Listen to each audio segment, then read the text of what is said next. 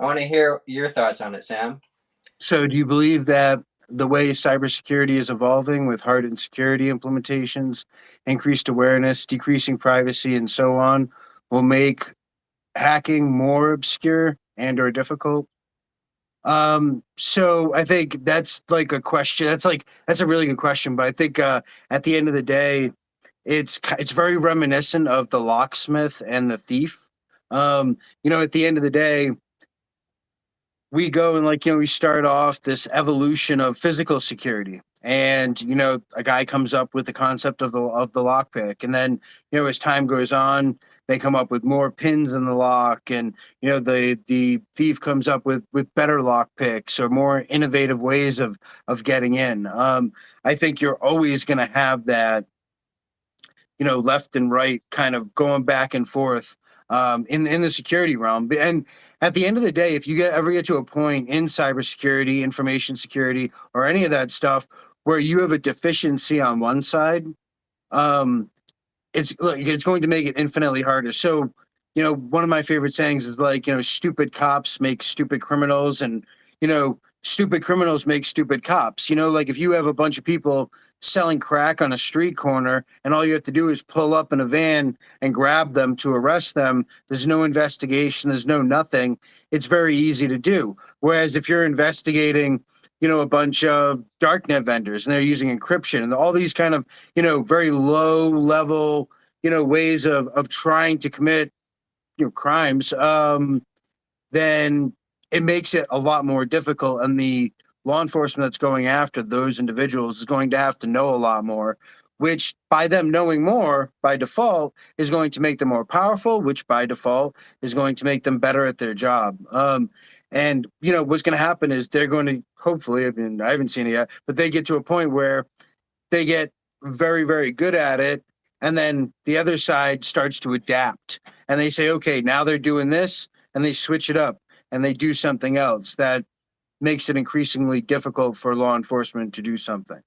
So it's kind of that back and forth. I like to call it the thief and the locksmith, because it's a battle that's been going on for, it's as old as time. When was the first castle built? I mean, like, yeah. Yeah, I think it's a natural, it's a symbiotic relationship, right? It's like a yin yang, like the duality of man. You kind of have that back and forth, and it's like, yeah, how can you have good if evil doesn't exist? How can you have evil if good doesn't exist? Do they exist if one seeks, one disappears? Like, do you have darkness if the concept of light doesn't exist, and vice versa? I think it's interesting, like those kind of parallels. And that's it, too philosophical, but I think they keep each other on their toes, especially when they're good at doing what it is we're talking about to begin with. I Perfect. would, yeah. So next one, or will it evolve in tandem with security? Alternatively, what do you see as the future of hacking? Yes, Um, you said it kind of evolves in tandem, yep, symbiotic. yep. I mean, I think it'd be cool as hell. The day that it's like, you know, on like a cyberpunk level, like that game Cyberpunk. I played it for like 5 hours. I'm getting old, man. Like I played it for like 5 hours. I was like, this is too complicated. I went back to like Modern Warfare 2, like the first one that came out like a decade ago. I was gonna go play this. um, so like yeah, but I think it'd be cool like when you start seeing people like hacking with augmented reality. They are. Like like I walk into your building and I have like a, Google Glass, in 2035, and like it can identify the type of camera and identify the by the heat difference in the power cord where it leads to, and like what voltage it's drawing, and all those kind of like different things. You could look at someone and like as a social engineer, when you're going to try to get like someone in a phishing campaign or something like that, you engineer a pretext, so like I look up that person, I see who they are, what they're about, what they like, what they don't like, did they get divorced, do they have kids? Those are the kind of things you try to target when you try to get them to click on a link or go to a site. And like with that said, in the future, the kind of future of hacking, I think it would be pretty mind blowing to see, like, I walk up and I just look at someone, and I have like AI that's coming back and telling me, a good pretext to go with, like it's evaluated in real time, all Yeah. that information for me. Yep. That that day's coming. I can see that.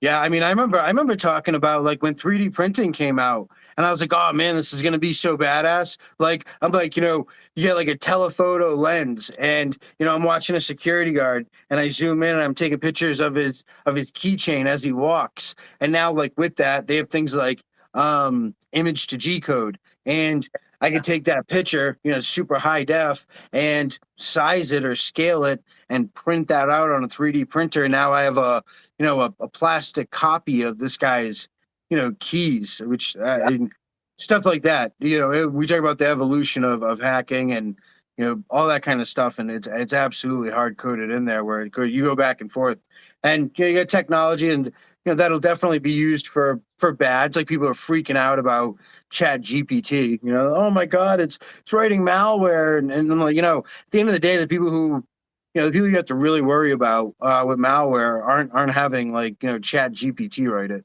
You know, But I'm they're they're writing it themselves. Alex says, in my opinion, the main vulnerability and security are people. So, how long until a service or AI tries to step in and automate everything to minimize human vulnerability? Yeah. So what do you think about that? I don't know how long is my honest answer, but I can say I do think it is inevitable with the way that AI is growing and the application is that it can interface with insecurity.